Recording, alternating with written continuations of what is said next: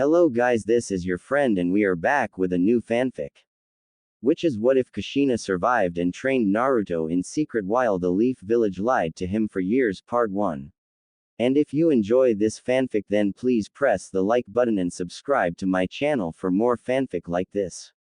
And now let's start the fanfic. Kushina woke up in a hospital bed. She remembered Minato finishing the sealing jutsu and the Kyuubi was into her son. She remembered being wounded as the Kyuubi screamed at being incarcerated yet again. She had thought it had been fatal. Minato said that it looked fatal. So why was she still alive?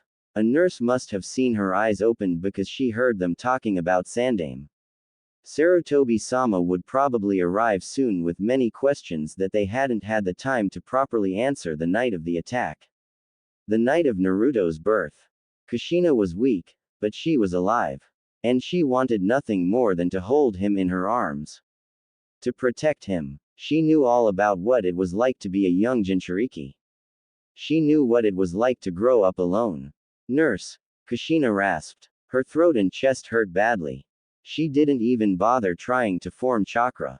She simply searched for a call button. She was still exhausted. Her heritage gave her incredible longevity and health, but she had been injured badly. It would take some time to completely heal. As much as she wanted to storm off and find her son, she would have to rely on others. The nurse came in and looked at Kushina. You are an amazing woman, Uzumaki-san, the nurse said. Nobody expected you to wake. When Sandaime-sama brought you in, you had internal injuries and suffered from severe chakra exhaustion. Where is my son? Kushina asked, grabbing the nurse's arm. Where is Sarutobi-sama? Please. You must calm down, Uzumaki-san. Your injuries are severe. Kushina's temper flared. She knew that she should rest. Objectively, she knew that it was a bad idea. But she hadn't seen her son. Her husband had used a forbidden sealing jutsu that dragged him to hell to save them, and she thought that she had died. She knew better, but her temper got the better of her.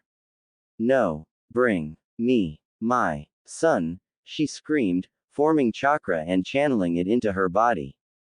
Now. The nurse screamed in pain and Kushina realized that she was squeezing the poor woman's arm with a combination of a mother's protective instincts and the enhanced strength of ninja techniques. Kushina let go of the nurse. I'm sorry. Please. Just bring me my son, Kushina pleaded. Thank the gods, came a familiar voice. Jiraiya-sensei crouched in the window. I know that I am the boy's godfather, but I would have been terrible at it. Sarutobi-sensei would have had to do most of the work. I know nothing of babies. Jiraiya had his head hung in shame. He wouldn't meet Kushina's eyes. Where is he, Jiraiya-sensei? Do you know? Kushina pleaded. Sarutobi-sensei is protecting him. Jiraiya stopped. Jiraiya turned away. He couldn't even look in her general direction. His favorite students had grown up, gotten married, and had a child. To top it off, they had asked him to be the boy's godfather. He knew his own faults. He knew that he couldn't be around the boy until he was older. He just couldn't. I'm sorry. I'm so sorry. His voice was barely a whisper. Kushina was barely paying attention. Her body was screaming in pain from her exertion with the nurse. Jiraiya was sorry. Why wouldn't he be sorry for her? Her husband, his favorite student, had died protecting the village. It hit her then. Minato was dead. Not only dead, but dragged off by the Shinigami. She wept openly. Her son was alive. Her husband was dead. She was still excited about her son, but it was bittersweet without Minato. They were shinobi. They knew the risks. But she had always dealt with it in the long term by denying the possibility of their deaths. The nurse led Sarutobi-sama into the room. Jiraiya still wouldn't look at Kushina, but he didn't leave either.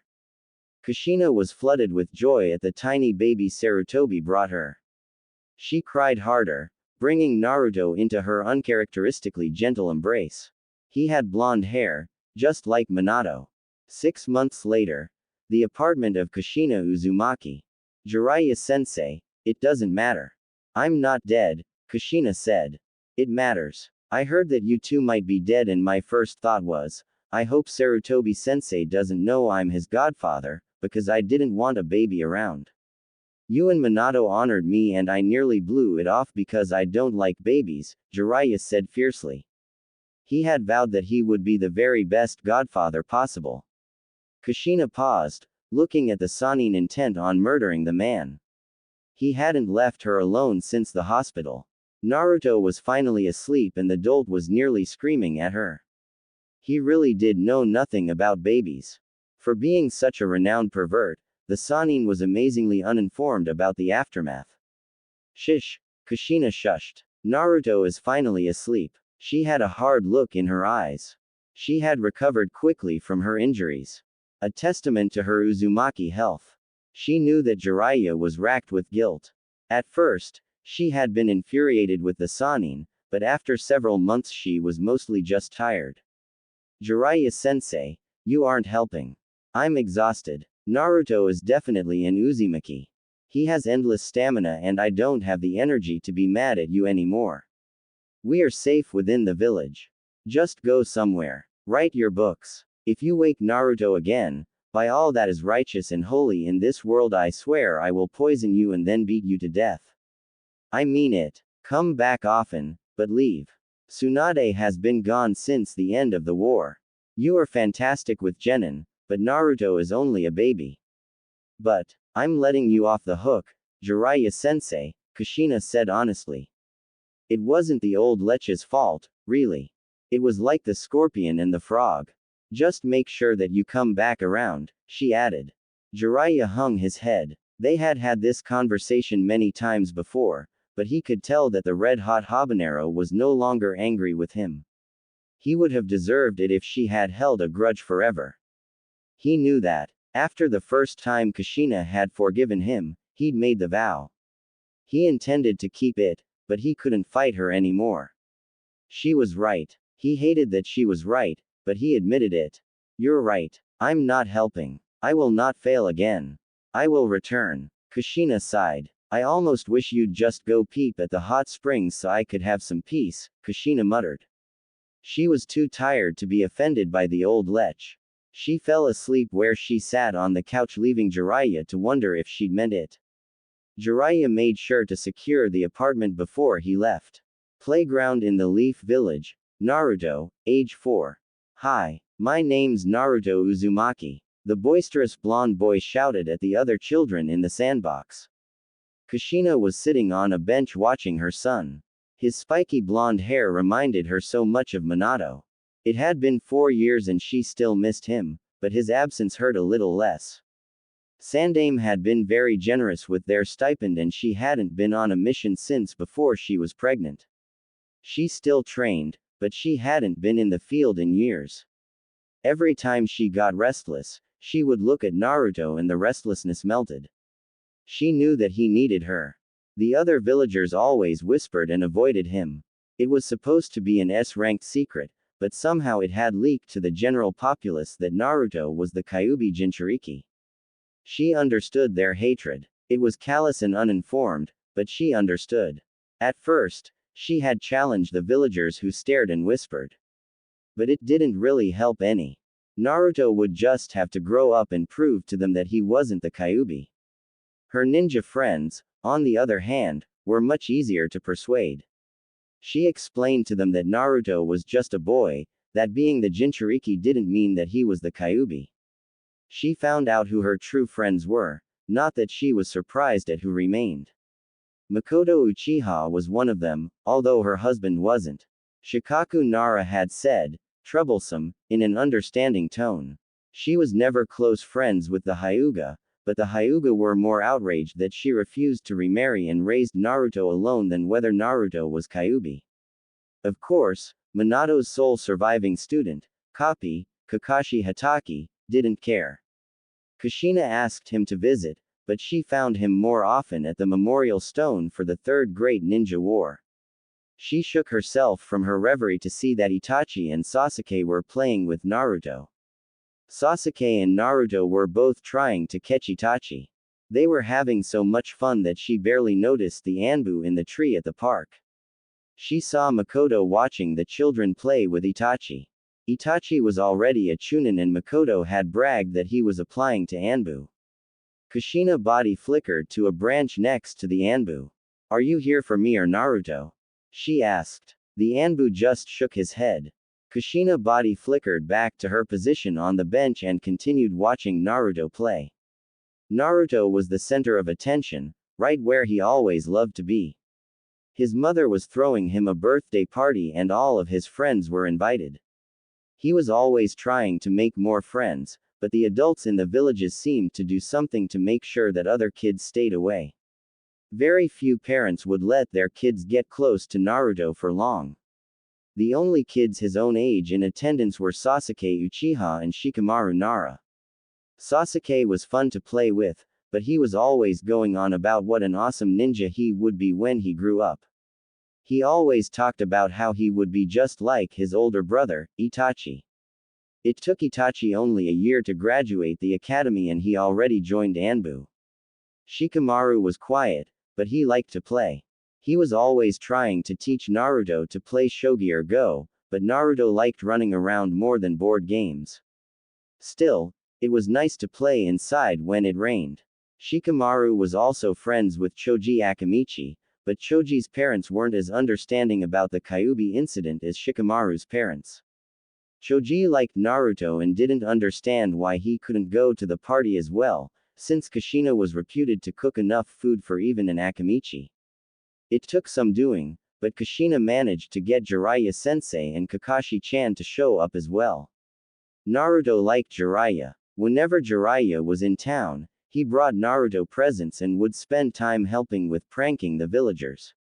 Jiraiya was especially fond of pranks at the hot springs. Naruto loved to play pranks on the villagers. The villagers generally ignored him, but would sometimes get angry and curse him. Naruto hated being ignored more than being cursed. It made him feel so alone. But the villagers paid attention when Naruto pranked them. Anytime Kakashi caught him, Kakashi would lecture him about taking things more seriously, but Kakashi was always reading something that Naruto wasn't old enough to read. Kakashi wasn't nearly as fun as Jiraiya-sensei. And Kakashi tried to stop his pranks rather than help. But Kakashi taught Naruto taijutsu. Naruto wasn't terribly skilled, but he still loved to practice. Kushina made plenty of food. She ate a lot and Naruto ate a lot, so keeping the kitchen well stocked was a requirement. She had a homemade grill and cooked barbecue. There were plenty of chips, drinks, and cakes too. Everyone was having a good time. The kids played while the adults drank adult beverages and chit-chatted about current events.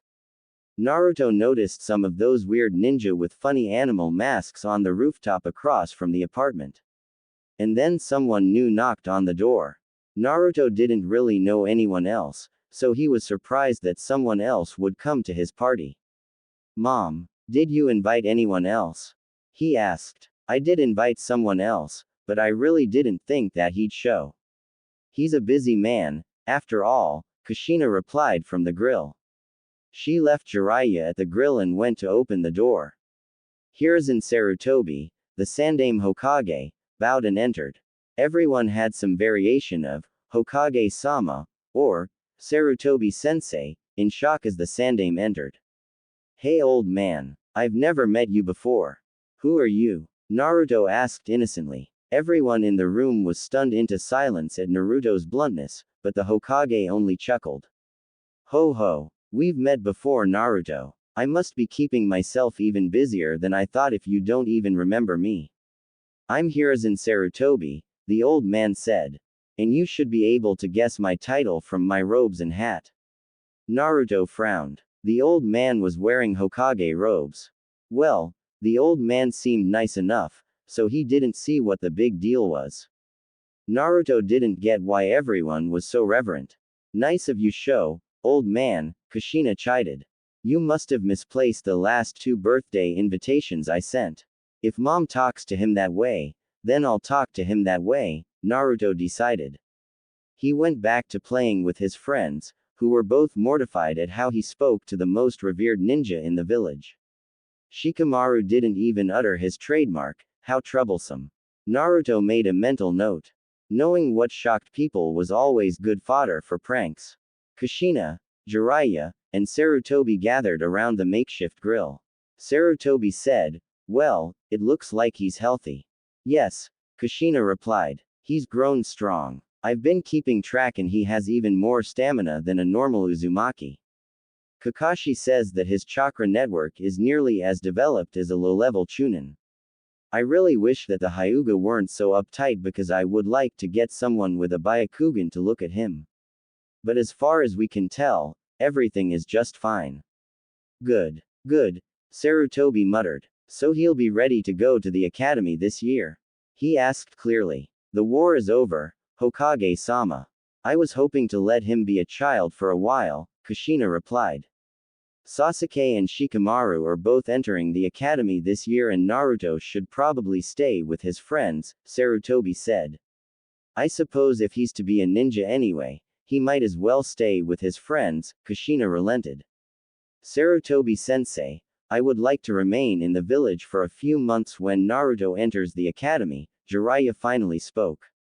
Sarutobi and Kushina were both shocked. Jiraiya was a famous, or infamous, writer and a tremendous asset to have a broad collecting intelligence. Sarutobi said, "If you insist, I can't really stop you, but some of your fans," he eyed Kakashi, "might object to a long hiatus between installments." Jiraiya nodded. "They'll live. Some things are more important than Make-Out Tactics, Volume 4, he added with a smirk. Kakashi had been quietly paying attention. He was devastated to hear that his favorite series would be on hold. He had to do something, so he approached the three older nin to speak. "Hokage-sama, Jiraiya-sama, Kushina-sama, if Naruto needs a tutor, I would be happy to assist." Jiraiya saw through Kakashi immediately. "The part you've left out is, if it will help Jiraiya-sama get back to writing, Kakashi-san." Kakashi knew that was absolutely the case, but he shrugged. Well, Naruto's first day at the Ninja Academy. There were many other children at the academy that Naruto had seen around town. Many only had one parent. Some had only a father, while others had only a mother. Naruto had never questioned it since it was so common. He quickly found his friends and tried to be as friendly as he could to the other children. He was hoping that the academy wouldn't be like the playground and that he would have more friends. He loved Shikamaru and Sasuke like brothers, but Naruto wanted to be friends with everyone.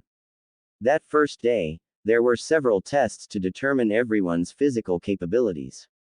But that was only a small part of the day, according to the instructors.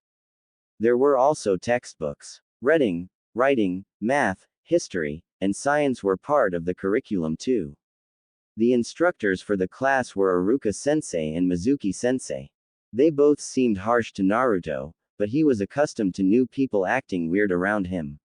They seemed decent, but Naruto devised several pranks that he could play on them both. Just in case they were like some of the villagers. The physical stuff was Naruto's favorite. He liked being active. Running over obstacles and sparring were the things that he loved the most, even though he wasn't top of the class. Sasuke was the best at sparring and running obstacles. He said that it was because of the genius of the Uchiha, but Naruto was a close second in those two things. With the textbook stuff though, he was dead last. By the end of the first day, Naruto had discovered that Sasuke was considered a genius by the rest of the class because his family had a long tradition of being awesome ninjas. Itachi was already in Anbu, which was a huge deal in general, but especially because he was so young. The other kids mostly ignored Naruto, but Sasuke and Shikamaru would talk to him, which led to Choji joining. Choji and Shikamaru both ended up talking to Naruto at lunch, while Sasuke ate quietly beside them all. "I'm the #1 prankster in the village," Naruto exclaimed proudly. "Nobody can pull pranks like I can." "Oh yeah," Choji replied. "Prove it. Pull a prank now." "How troublesome," Shikamaru muttered, knowing that Naruto couldn't back down from a challenge, even if he lost. Naruto inhaled the rest of his lunch because he was always hungry and started sneaking around. The easiest targets for a prank were a group of girls. They seemed to be ignoring the world and whispering about Sasuke. Naruto noticed a stray cat skulking in the bushes and immediately got an idea. He grabbed the cat and petted it, quickly calming the feral beast. The girls didn't suspect a thing while Naruto held the cat. He tied an orange dye bomb to the cat's collar and brought it over to the group of Sasuke-crazed girls. "Excuse me. Does anyone know whose cat this is?" he asked politely, holding the cat out into the crowd. "Naruto, right?" asked one of them. "Yep. That's me," he replied, smiling. "Why would we know about some stray cat?" she asked acerbically. "That's what I thought," Naruto said as he triggered the dye bomb. A cloud of orange dye billowed out of the cat and enveloped all four girls, the cat, and Naruto. Naruto was already wearing his favorite color, so he didn't care about the dye, but the girls' clothes all turned bright orange as well as their faces and hair. Naruto just smiled and set the cat down while the girls were still in shock. The now boy covered head to toe in orange sat down next to Choji, who was laughing hysterically. "That was really mean, Naruto-kun. But you got yourself too, so I guess it wasn't that bad." Naruto beamed. "See, I told you I'm the #1 prankster in the village."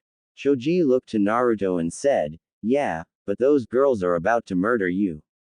Naruto's house, after school. "You did what?" his mom screamed. "It's just dye. It'll wash out." Jiraiya tried calming Kushina. "But it's his first day," she screamed, exasperated. Jiraiya's arms were crossed and he was leaning against a wall while Kushina paced, fuming. Naruto just smiled. His mother had a temper, but she always calmed down quickly when he smiled and put his hand behind his head. He struck the pose that he knew would calm her down and said, "Yeah. I had to show them who the #1 prankster is. Choji didn't believe me and the girls were all mean." Kushina calmed down quickly. "He looks just like Minato." But Minato was so serious at this age, Kushina thought. "See. They probably deserved it anyway," Jiraiya said. Kushina glared at Jiraiya. "Damn," Naruto thought, "the old perv is gonna screw this up for me if he doesn't shut up already." Naruto wasn't sure what perv even meant, but he was pretty sure that it applied to Jiraiya. "Jiraiya-sensei, why don't we work on my homework?" Naruto asked, deflecting as much as he could. "That sounds like a great idea, kiddo," Jiraiya said as he quickly grabbed Naruto and bolted at Sannin speed out of there before Kushina could kill him with kitchen utensils. 1 month later. This is taking forever," exclaimed Naruto. "It's so boring." Jiraiya had been exceedingly patient with Naruto, but he still thought, "Damn. What I wouldn't give to be on the road doing research.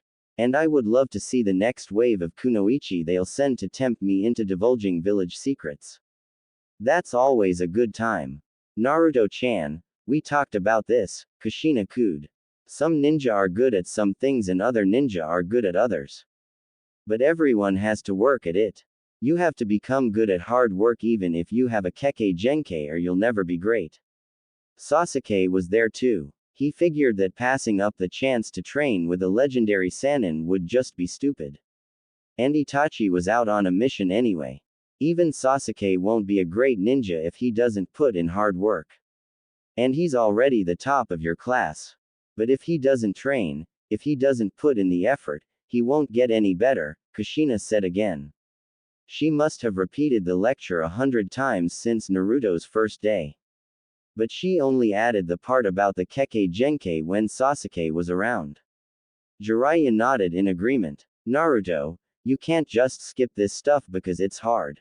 This is why I'm sticking around. To teach you how to learn this stuff even though it's boring." Kakashi was in the window. "Jiraiya-sama, Kushina-sama, I've had an idea about how to improve Naruto's studying ability." Jiraiya raised an eyebrow and Kushina looked at the copy nin who'd been away for months on a mission wondering what this revolutionary new idea could possibly be. "It struck me that you might be teaching Naruto things out of order," Kakashi continued. "Naruto already has a wealth of chakra. He could probably do a certain jutsu with minimal instruction. It doesn't require much skill at all to use and could significantly multiply Naruto's study time, if my guess is correct." Jiraiya immediately understood, but it took Kushina a few seconds to understand. Minato had been the brilliant one. Kushina had just worked her tail off, night and day, to try to catch him. You're suggesting that we teach him a B-ranked jutsu to help Naruto study math? Jiraiya laughed. You must really want me to get back to writing. Kakashi looked at the floor with his hand behind his head and smiled behind his mask. No, I was suggesting we teach him the forbidden version of a B-ranked jutsu to study math. Yes, Sasuke thought. I'll learn something really useful.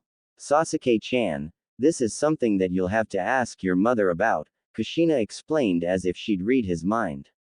If you were a genin, then you could decide for yourself, but this isn't something that I'd feel comfortable teaching you. Sasuke was pissed, but he went home to ask his mother and Itachi about the study aid jutsu.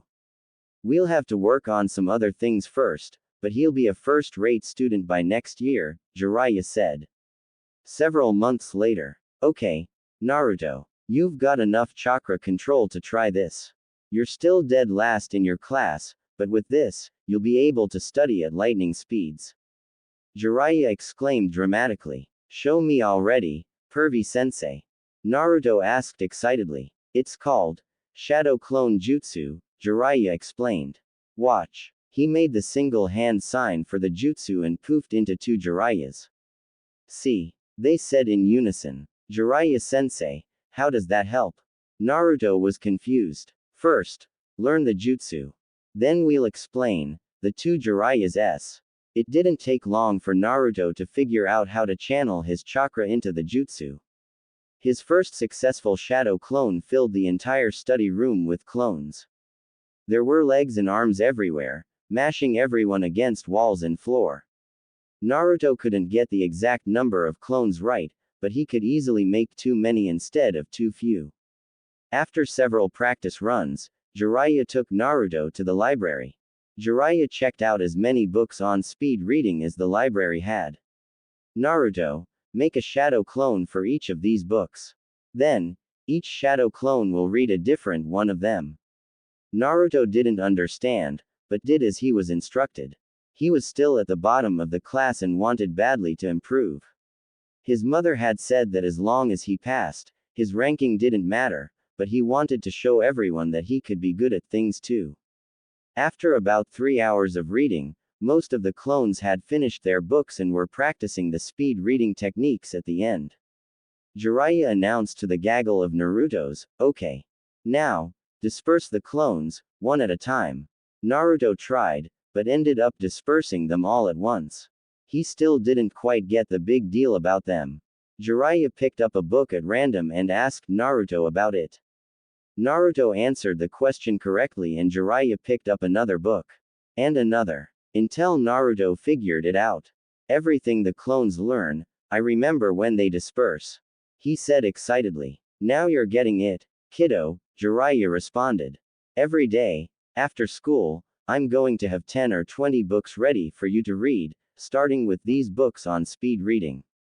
You are going to be so good at academics after just a few weeks that they're gonna think you're a genius. And then he muttered, or cheating, under his breath and thought, which he kind of is. Taijutsu training with Kushina after school, several weeks later. Why is Jiraiya-sensei leaving? Naruto asked as he threw a wild punch. Kushina easily blocked it saying, he has important work to do. Naruto tried a kick. Writing his pervy novels. How do you know how pervy his novels are? Kushina asked, knocking Naruto to the ground. That's what everyone says. Naruto exclaimed as the ground knocked the wind out of him. Kushina sat down on the ground next to Naruto. There's something that we need to discuss, Naruto. Okay. Naruto was worried. His mother had never discussed anything seriously with him before. It's about when you become a genin, she said. Have you thought about who you'd like to be teamed up with and why? Naruto thought for a few moments before answering. I'd love to be with friends, but I wouldn't mind making new ones. Naruto, I've seen how the Hokage works. I can guess what the teams will be. Some of them are already set, but some of them aren't. The ones that aren't are going to depend on academy grades, she explained. So, Naruto asked. Sasuke is first in your class. If Jiraiya and Kakashi hadn't helped you study, you'd be last. Then you and he would end up on the same genin team. But your grades are improving rapidly now, so that probably won't happen. So, Naruto asked again. Well, you've always worked extra hard to compete with Sasuke. The competition between you two is good. You are both becoming strong quickly. If you want to be on the same genin team as Sasuke, you're going to have to make sure that your grades are dead last. What? Naruto was floored. He'd have to do badly on purpose if he wanted to get stronger. What the hell? I think you two would both get much stronger if you continued to compete with each other. The only reason I got to be as strong as I am and your father got as strong as he was is because we had someone to compete with, Kushina said with a far-off look. Naruto grumbled. He liked being good at school. Doing badly on purpose was not going to be easy, but if he could get stronger, he supposed that would be worth it. Naruto realized that it was the first time he'd ever heard his mother mention his father. Who was my father? Naruto asked innocently. He was the only man I ever loved, Kushina said evasively. Naruto will probably figure it out eventually. He looks so much like Minato. I don't want Naruto to get a big head about being the son of a Hokage. The Hyuga and the Uchiha have big enough heads for the entire village. But it's still an S-ranked village secret and the Hokage would have to approve disclosing it, even to Naruto, she thought. Not that that would stop me. 2 years later, the morning after the Uchiha massacre. What are those alarm bells? Naruto shouted. He had spent at least an hour a day with 12 clones in the library every day since he learned that Trikken knew everything publicly available. Some things he'd had to read twice, but he found that knowing the answers to things made life much easier than not knowing. He hated not knowing almost as much as he hated being ignored. I don't know, his mother said, still shocked. Naruto, go to school. I have to speak with some people, she said distantly. So Naruto went to school. Sasuke or Shikamaru might know something. Itachi was in Anbu and he was probably part of whatever it was. Shikamaru, do you know what's going on? He asked as soon as he spotted the pineapple-haired boy. I heard my father talking about it. Itachi went insane and killed all of the Uchiha except Sasuke. Everyone, Shikamaru informed Naruto. Naruto couldn't fathom it. Itachi had been such a nice older kid. He didn't seem like a psycho killer at all. He hadn't been around lately, but Naruto figured that was just because he and Sasuke were in the academy and Itachi was out on missions. What's going to happen to Sasuke? Is he okay? Naruto interrogated. I don't know. That's all I heard before I had to go to school, Shikamaru replied. That's so terrible, Choji said emptily. He wasn't even eating, he was so sad. The teachers came in with solemn expressions. Class, as some of you may have heard, there was an incident last night involving the Uchiha clan. Itachi Uchiha suddenly and without warning went on a rampage, killing everyone except Sasuke Uchiha. His motives and whereabouts are unknown, but the village has labeled him a missing nin. There are reports that he fled the village. There will be no class today while we try to get answers. The two Chunin left the stunned class. Naruto didn't know where to go.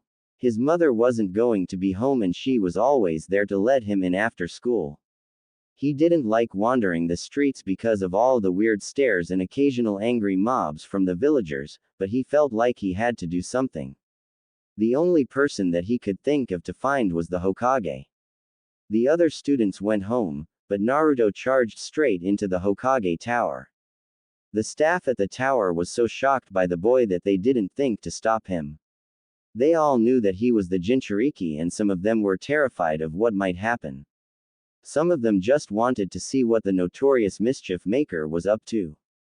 And a few hoped he'd piss off the Hokage and get himself killed.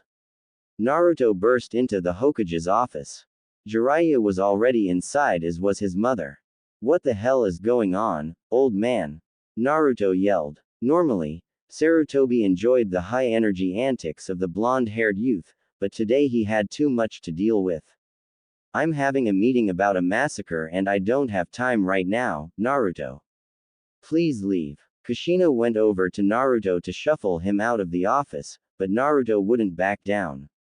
Damn it, I only have a few friends and one of them just lost his entire clan. At least tell me where he is. He's in the hospital. He was under a genjutsu for a very long time, Naruto. He needs to recover, his mother explained. Well, what's going to happen to him now? Is he going to stay all alone at the clan's estate? Naruto persisted. He'll get an apartment and live with the other orphans until he graduates, Kushina went on. Naruto was horrified. Orphans lived in a crummy, dilapidated building. He'd seen it before. It was one of those places filled with people ready to chase him and curse him on sight, if his mother or Jiraiya weren't around. Why? Why does he have to be alone? Naruto shouted. And then he uttered a plea that nobody had even considered. Why doesn't he just live with us? Everyone stopped. The Hokage looked at Kushina. Jiraiya looked at Kushina. Naruto looked at Kushina. Kushina blinked at Naruto. She couldn't think of any reason why he couldn't. She'd been friends with his mother for years and he'd been playing with Naruto since before they could walk. Sasuke didn't have any family to object. She turned from Naruto to look at the Hokage. Why can't he just live with us? She asked the old man. The Hokage blinked twice. It would be better than the apartments, he finally said. You can talk to him when he wakes up. Hidden Leaf Hospital, Sasuke's room. Naruto and Kushina were in the room, watching the unconscious Sasuke twitch in his sleep. He was obviously having horrible nightmares. Sasuke rolled over and opened his eyes. What are you doing here? He asked the two Uzumakis. Why, Itachi? Why? Well, Sasuke, since you don't have anywhere else to stay, I volunteered to take you in. At least until you graduate from the academy, Kushina said. You're not my mother. You're not family. Go away, Sasuke said. As you know, Itachi killed all of your family. So I'm taking you in. Because Makoto was my friend and Uzumakis take care of their friends. And you don't have anywhere else to go, Sasuke, Kushina said, leaving no room for argument. Sasuke rolled over. Mom, does he even have a choice? Naruto asked. Well, he could run away. But then he'd never finish training to become a ninja. I don't know if that matters to him right now though, Kushina responded. Sasuke growled and said, fine. I'll live with you. Naruto's house. This is going to be hard, isn't it? Naruto asked. We've been studying with shadow clones for over 2 years, Naruto. Faking it at school is one thing, but faking it at home is going to be nearly impossible, Kushina replied. Should we even try? Naruto asked honestly. I don't know. I think honesty is the best way to go with your friends, and then she thought, he's gained decades of knowledge in only 2 years, but he's still a child. I have to remind myself that even when he acts older, he's still a child. Living a life and reading about it in books are two different things. Do you think he'll be able to trust us? Naruto interrupted his mother's thoughts. I don't know. He idolized Itachi. What did the psychology book say about betrayal? It said that it was a hard thing to recover from. And what about torture? And brainwashing? You don't know what that genjutsu was that Sasuke was trapped in, Kushina explained. And who do you think did it to him? Holy crap, Naruto whispered. Itachi must have done that to Sasuke. But why? We don't know. We may never know. Maybe Sasuke knows, but he might not want to share it with us. Okay. Honesty was your first instinct, right? It was mine too. One of the psychology books said that the best way to gain someone's trust was to simply be honest with them, so our instincts can't be too far off the mark. We should tell him at dinner. Ichiraku ramen, I'll pick it up. Make some shadow clones to clean up and make space for another bed. Sasuke is going to need a bed of his own. But until we figure out what he needs, get a futon for yourself and put clean sheets on your bed for Sasuke. Yes, Mom. 5 shadow clones poofed into the room and began cleaning. Hidden Leaf Hospital, front desk. Sasuke, we're going to have dinner at our house. I hope that you like ramen, because it's all I had time for tonight, Kushina explained to the quiet boy. Whatever, Sasuke grumbled. I will kill Itachi. In order to kill Itachi, I must learn as much as I can. In order to learn as much as I can, I must stay with these people, Sasuke thought, repeatedly. Kushina walked with Sasuke down the street to the apartment. Sasuke, I wondered what you might want from your house. We won't be able to get inside for a few days, so you'll be sleeping in Naruto's bed while he sleeps on the floor. Don't worry, I made sure that you have fresh sheets, she said to the despondent boy. Whatever, Sasuke grumbled. His thoughts were the same, but he paused when Kushina told him that Naruto would be on the floor. She's putting her own son on the floor instead of me. What the hell? And I want you to start training with us. I know that the Uchiha have their own secret techniques, but you might be surprised at what I can teach you. Sasuke grunted. What could she possibly teach me? Naruto is dead last in the class. He's a total moron. Kushina walked silently the rest of the way, only stopping once at a flower shop to place an order. She thought, it's almost Minato's birthday. I don't know if I can hide the trip to the graveyard from Naruto anymore. He hasn't asked about his father again, but I know he's curious. I wonder when he'll figure it out. They continued walking to the apartment where Kushina absently unlocked the door and ushered Sasuke in. There was a futon on the floor with blankets and a pillow set on it. Naruto was already setting the table and there was at least 10 gallons of ramen from Ramen Ichiraku. Naruto looked up, bowed, and said, Sasuke-san, welcome. Please sit and have some ramen. Naruto motioned to the table. When did he learn manners? Something is off here, Sasuke thought. He narrowed his eyes at Naruto and said, when did you learn manners? Well, he started, but Kushina interrupted. Sasuke, we have something to tell you.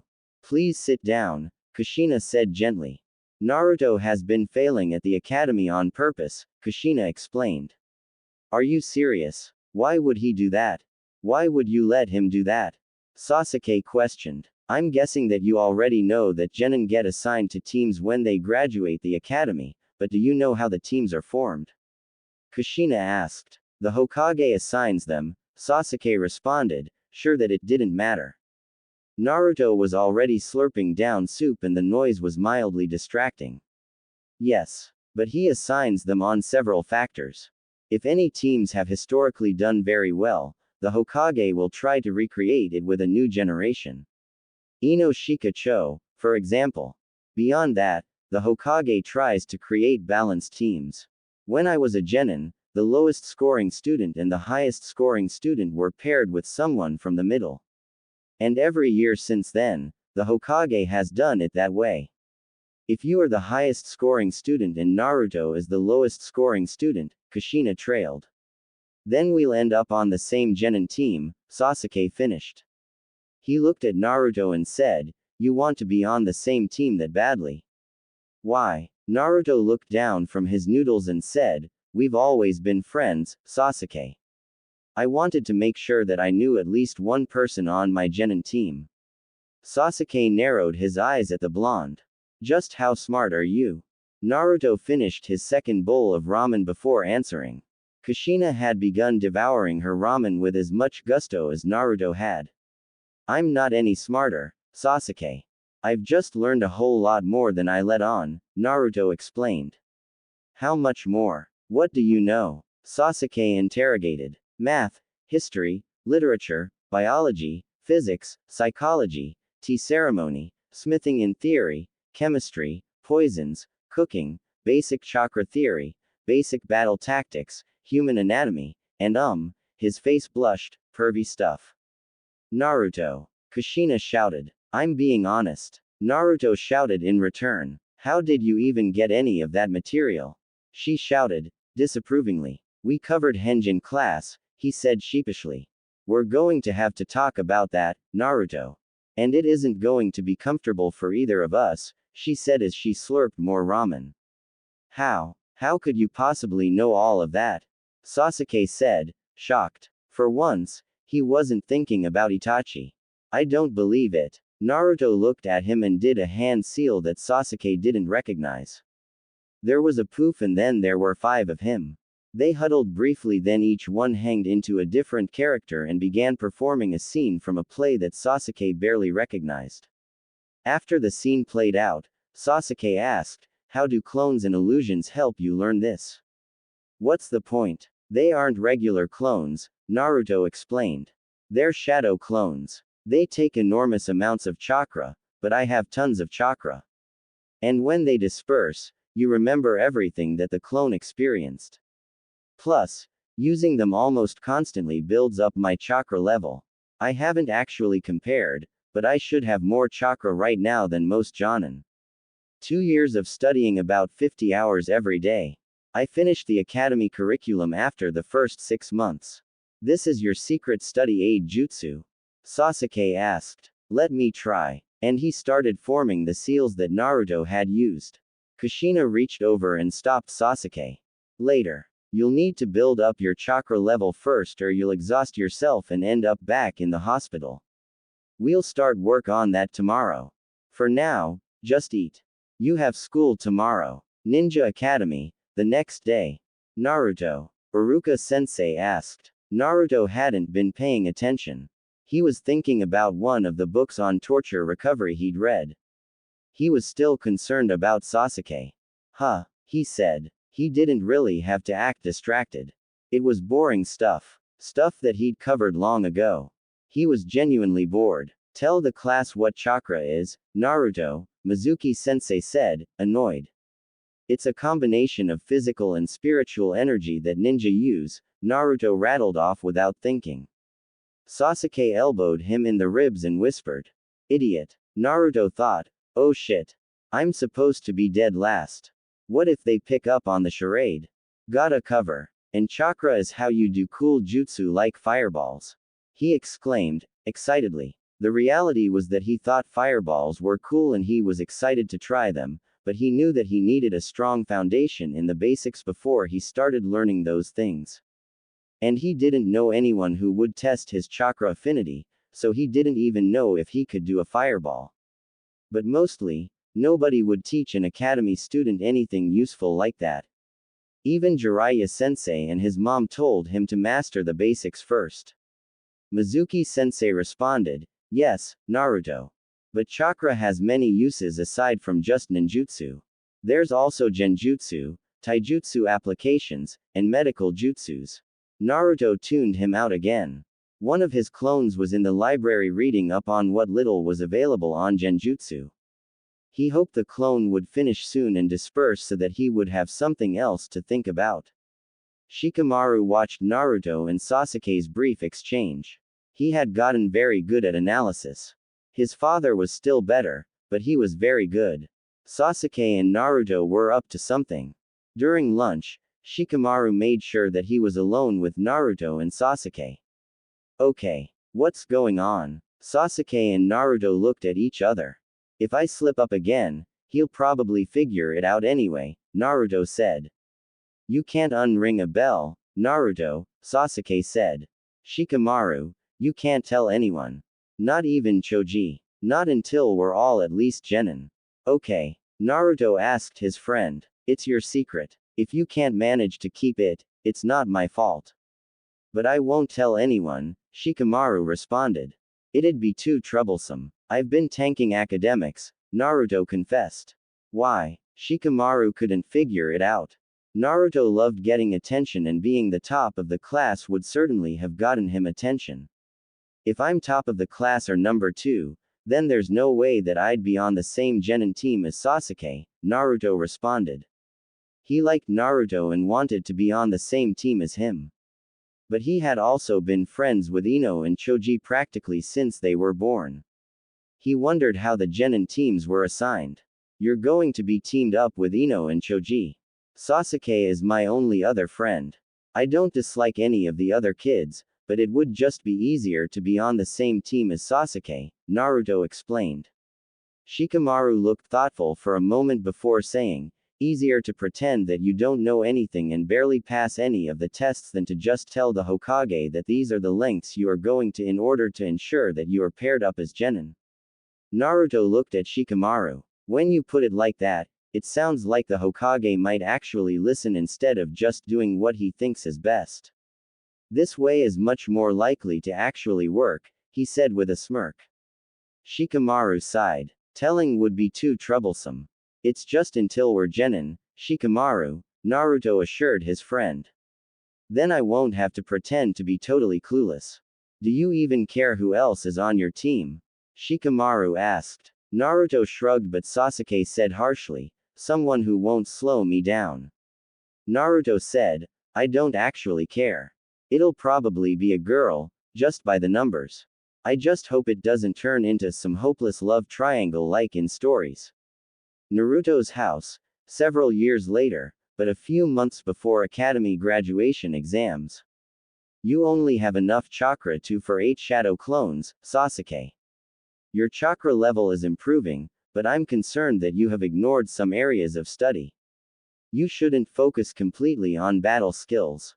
You need to keep up on the other stuff as well or you'll never be good at anything else, Kushina admonished Sasuke.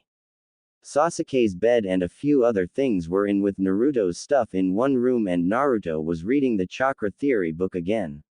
What use will they be against Itachi? What if he comes back to finish the job? I don't need to know any of that, Sasuke replied calmly. And what about if you stop Itachi?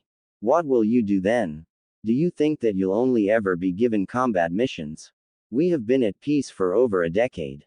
Broaden your horizons, boy. There's more to life than fighting, Kushina shouted. Fine, Sasuke said, grudgingly picking up a book of poetry that Naruto always seemed to enjoy.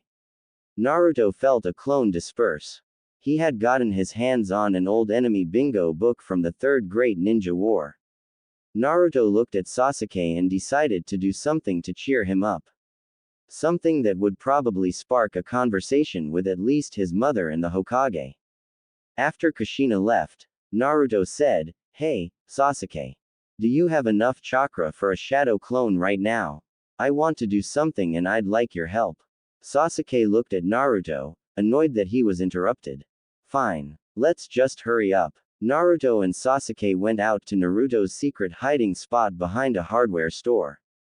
Naruto grabbed buckets of paint and handed two to Sasuke. We're going to make a statement to the village, Sasuke. He smiled evilly. Sasuke was keeping watch while Naruto painted graffiti and swirls on the first 3 Hokages' faces. He left the 4th untouched. With Sasuke on watch, the pranksters spotted the Chunin before they were close enough to see the boys. Naruto, incoming. Let's go, Sasuke said calmly. It's no fun if they don't know it was me, Sasuke. Get out of here. I'll be fine, Naruto said. You'll get in trouble, Naruto. Come on. Don't mess around. Let's go. It's the fastest way to see the Hokage. I have questions that only he can answer. I need you to tell my mother that I did this to talk to him. Please, Naruto pleaded. Fine, Sasuke said as the clone dispersed. 2 Chunin approached and Naruto said, well, let's get this over with. Take me to the old man. Naruto, flanked by the 2 Chunin, went straight to the Hokage tower where Sarutobi was waiting, smoking his pipe. Leave us. I want to speak with Naruto alone, the old man said to the Chunin. Mom should be here soon. I don't want to have this conversation twice. But tell me, am I right? Sarutobi raised an eyebrow under his hat. Right about what, Naruto? Minato Namikaze was my father. Naruto brought out a beaten and weathered book with 1-page dog-eared and tossed it to the Hokage.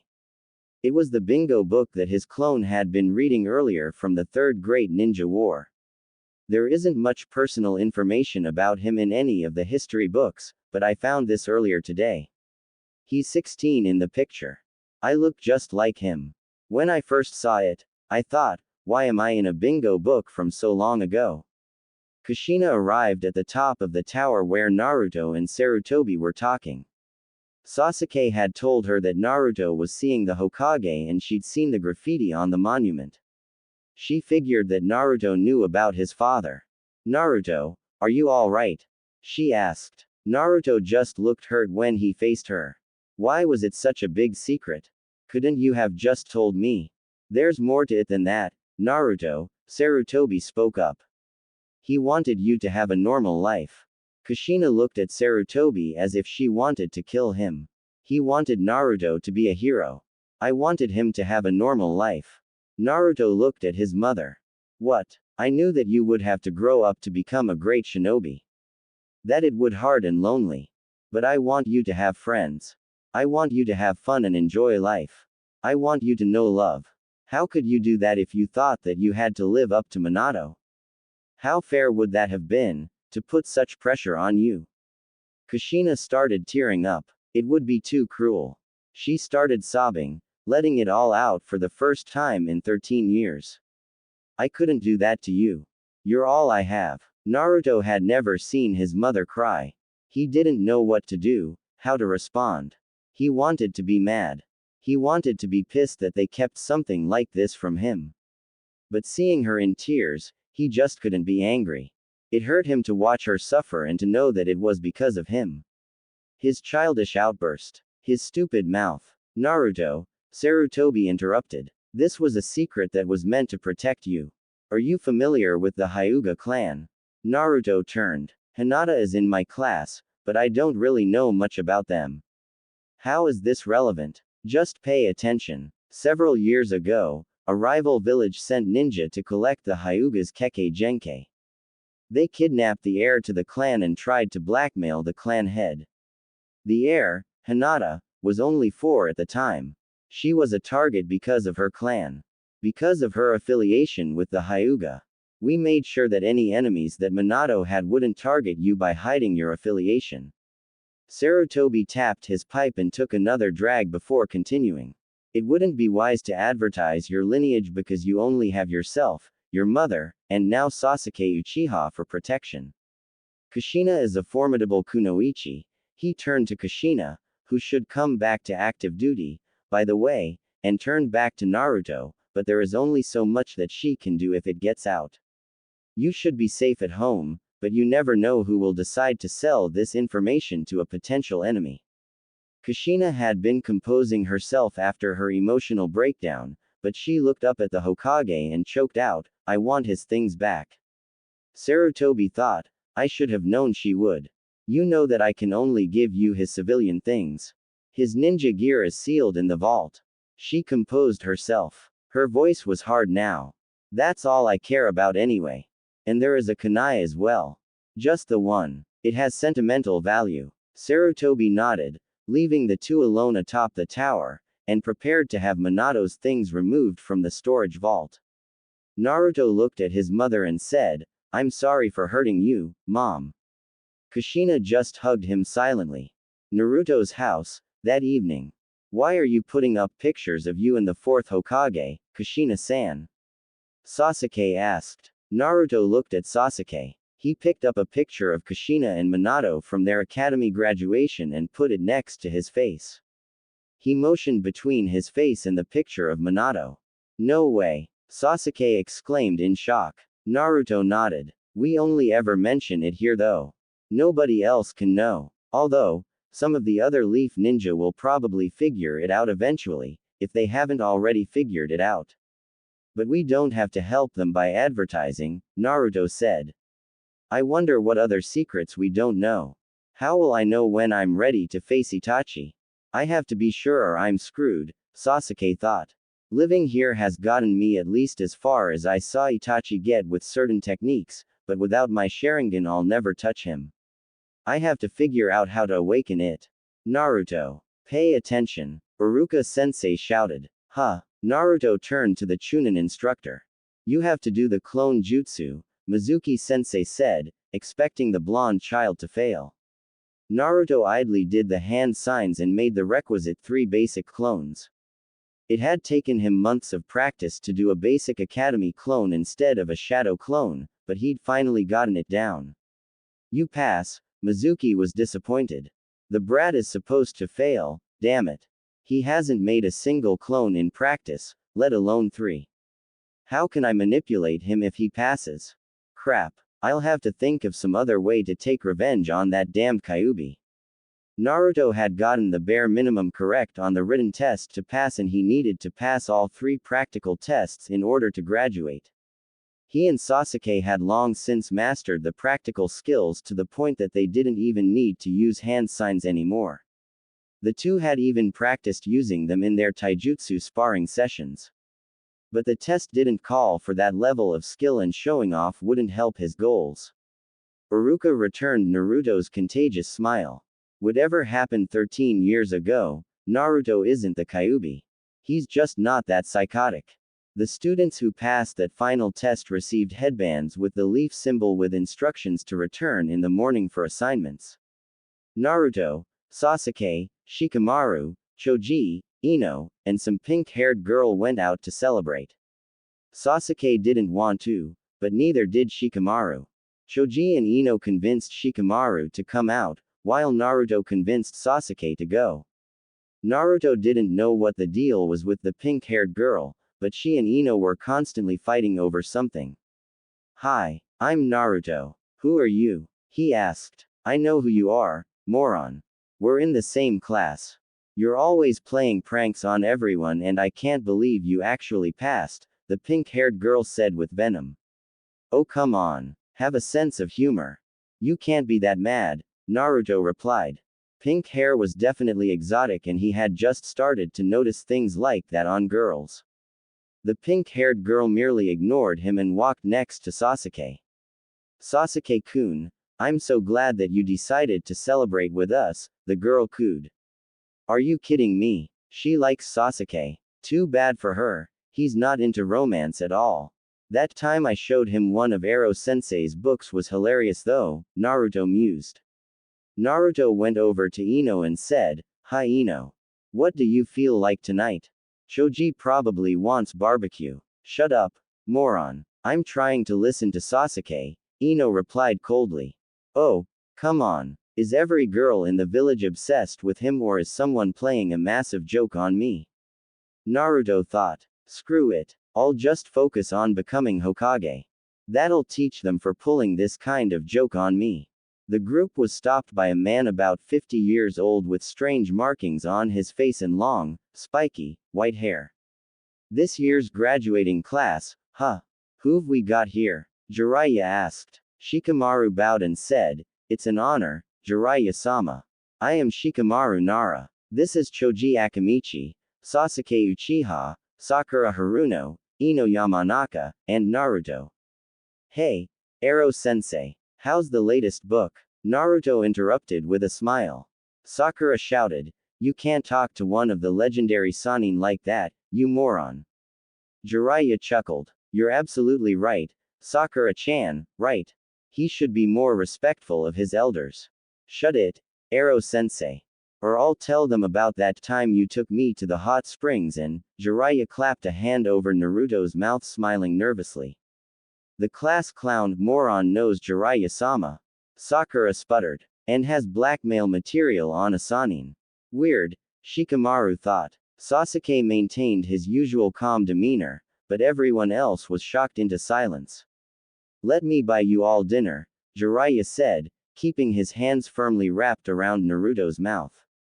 Choji was the first and most eager to reply, We would be honored, Jiraiya-sama, with a bow and a smile in his eyes.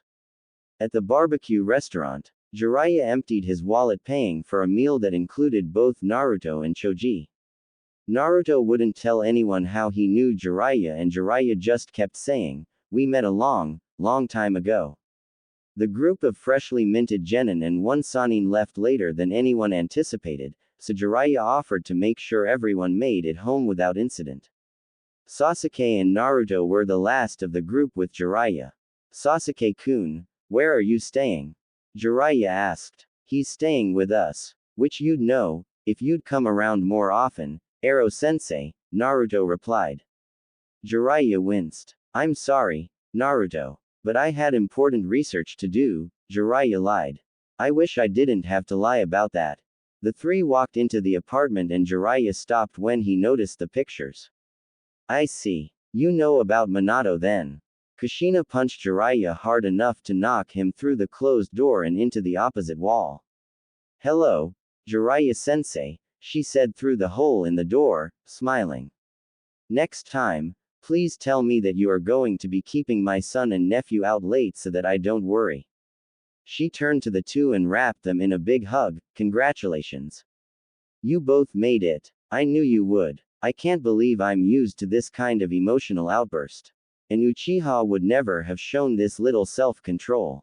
Sasuke thought, but he didn't complain. Jiraiya picked himself up and entered the apartment again. I guess I'll talk to Kushina in the morning. Damn, but those kids can eat. Hidden Leaf Ninja Academy, the next morning. Team 7, led by Kakashi Hatake, Sasuke Uchiha, Sakura Haruno, and Naruto Uzumaki, Iruka said. Kakashi waved at the three. The only other Sharingan user left in the village. Perfect, Sasuke thought. How awesome is this? Kakashi is going to be my Jonin sensei. Naruto thought. I'm on Sasuke's team. I'll win his heart for sure. Sakura thought. Meet me on the roof, Kakashi said as he thought. I really hope that they pass. I don't want to fail Minato sensei's son. The three genin went out to the roof where they waited for Kakashi. He didn't show up immediately and Sakura started to get restless. Where is this guy? How long are we going to have to wait? Sakura complained. Sakura-chan, please be more patient. I'm pretty sure that I know where Kakashi-sensei is right now and he'll get here when he's ready, Naruto admonished the girl. When did he get so mature? Sakura thought. Naruto knows. Copy, Kakashi too. Who else does he know? Sasuke thought. Naruto. Don't think that because we've met before that I'll let you get away with anything. Kakashi said sternly. Yes, Kakashi-sensei, Naruto said, startled. Now that you're all here, we should all introduce ourselves. Start off by telling everyone your name, your hobbies, your dreams, and your goals, Kakashi said. Sakura-chan, was it? You first. Well, can you show us what you mean, Kakashi-sensei? I'm not sure I understand what you want, Sakura said. Okay. My name is Kakashi Hatake. I have many hobbies, but I like to read. My dreams died. My goal is to make sure that you are all worthy of being ninja of the leaf. Your turn, Sakura-chan. The pink-haired girl was a little stunned at how jaded the Jonin's answers seemed, but collected herself after a moment. My name is Sakura Haruno. My hobbies include flower arranging and, she mumbled something that only Kakashi managed to hear, my dream is to win the love of a certain someone. My goal is to be noticed by a certain someone, she blushed profusely. Naruto rolled his eyes. So much for avoiding romantic entanglements, he thought. I'll go next. My name is Naruto Uzumaki. My hobbies include learning everything about everything and eating delicious food like ramen. My dream is to become an even greater Hokage than the fourth. My goals are to help my teammates and to be acknowledged by the village, Naruto said, striking a determined pose. Since when do you learn anything, idiot? Sakura said incredulously. You'd be surprised, Sasuke said, rolling his eyes. My name is Sasuke Uchiha. I don't have any hobbies. I don't have any dreams. My goal is to grow strong enough to beat and capture or kill a certain man, Sasuke said. It's Itachi, Naruto whispered to Kakashi. Shut up, Naruto, Sasuke screamed. You think he doesn't already know? That was for Sakura, Naruto replied, winking to her. Kakashi just looked at the three genin and smiled. They're so young. They're lucky that we aren't at war. There will be plenty of time for them to grow up. Okay. That was great. I'm glad we had this little talk, but you should know that you aren't officially genin yet. There's still one more test that you have to take, and if you don't pass, you'll have to go back to the academy, Kakashi explained. The three genin were silent, waiting for the Jonin to explain. Meet me at Training Ground 17 tomorrow at 8 o'clock. It's going to be extremely physical, so make sure that you don't eat anything for breakfast. You don't want to throw up. See you tomorrow. He smiled and waved before a puff of smoke replaced him and he was gone. Naruto turned to his new team, frowned, and said, That isn't right.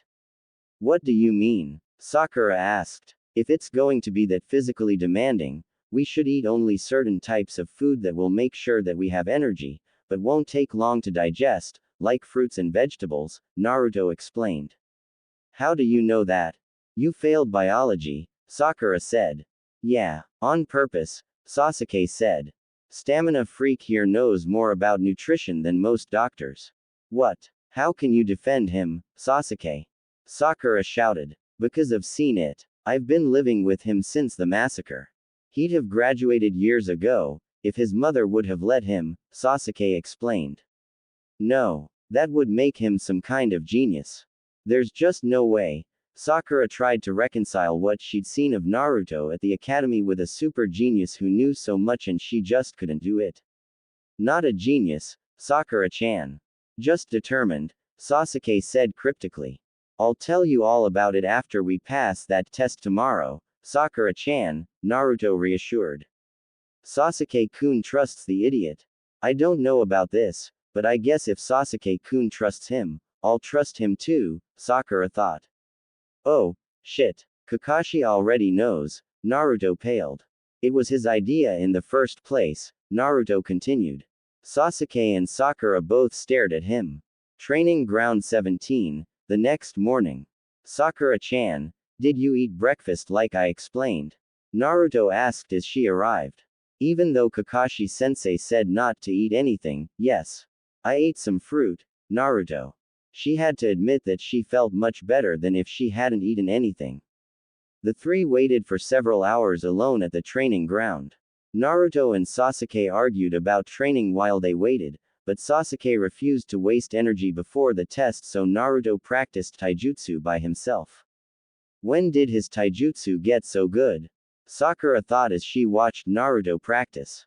His moves were never that clean at the academy. Just what the hell is going on here? She wondered. I've failed over 20 teams, Kakashi said calmly, perched on a post. Are you that confident in your abilities, Naruto? I got bored, Kakashi-sensei. But I'm pretty confident too, he responded.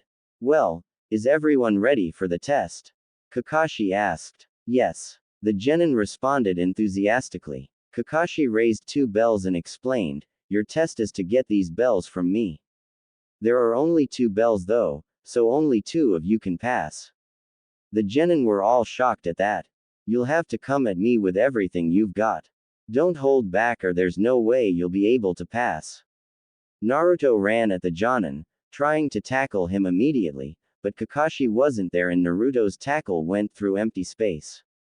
I didn't say, go, yet, Naruto, Kakashi wagged a finger at Naruto. Then say, go, already, Naruto grumbled as he stood up. Go, Kakashi said. Sakura jumped behind some trees. Sasuke did the same, but left behind a shadow clone and 2 regular clones. Naruto just swarmed the entire open space with dozens of shadow clones while he moved around. You want to face me head on? Kakashi said. That's not a good idea, as he formed hand signs faster than the genin could follow. Fire style. Grand Fireball Jutsu. The majority of Naruto's shadow clones dispersed along with Sasuke's shadow clone in the massive inferno Kakashi exhaled. Sasuke screamed from the psychic shock of being killed. Naruto just frowned and made more shadow clones. Kakashi leapt back onto the creek and formed more unreadable hand signs. Water style. Water Dragon Jutsu. The massive water dragon swept away more of the clones, but Naruto immediately made more to replace them. Kakashi moved back onto the ground and quickly formed another set of unreadably fast hand signs. Earth style. Multiple suicide decapitation jutsu. The remaining Narutos sank into the ground up to their necks while Kakashi formed more hand signs. Water style. Water bullet jutsu. Sakura watched as Kakashi executed those advanced ninjutsu techniques in rapid succession against what looked like an army of Narutos. If Naruto is forcing Kakashi to use those techniques, I'm going to be the one who goes back to the academy. Sasuke is probably planning an ambush and that's the only way I'll be able to stay with him. If you overdo it early, you'll never succeed, Naruto, Kakashi said. Overdo it. I haven't even gotten warmed up, Kakashi-sensei. Naruto screamed. Sasuke, Sakura, get your asses out here and help me or none of us will pass. And Naruto summoned another army of shadow clones who all threw a barrage of kunai at the Jonin. The kunai riddled Kakashi's body, but then it poofed into a log. He's pretty good, Kakashi thought from a tree branch. But it doesn't matter for this exercise. Kakashi spotted Sakura's hiding spot and body flickered behind her. Hello, Sakura-chan, he waved, smiling at her behind his mask. Demonic illusion. Hell viewing jutsu. Sakura's eyes went wide and glassy as she was caught in the genjutsu. She sat there while Kakashi tried to find the real Naruto and Sasuke. He spotted them quickly and set up a few ambushes for the two. I wonder what those two are up to, he thought. You know she's the one who's going back, Naruto, Sasuke said. No, we'll all fail together, damn it, Naruto said. This is our team and I'm not going to lose someone on our first day. We'll just figure out what happens after that. If Naruto was alone, he'd have just passed, but I can't pass the whole team just on his performance, Kakashi thought. Time to chat, Kakashi asked, while reading his book. He engaged Sasuke in taijutsu to tire the Uchiha out and was surprised at Sasuke's skill. It wasn't near Kakashi's level, but it was better than a normal academy graduate's taijutsu.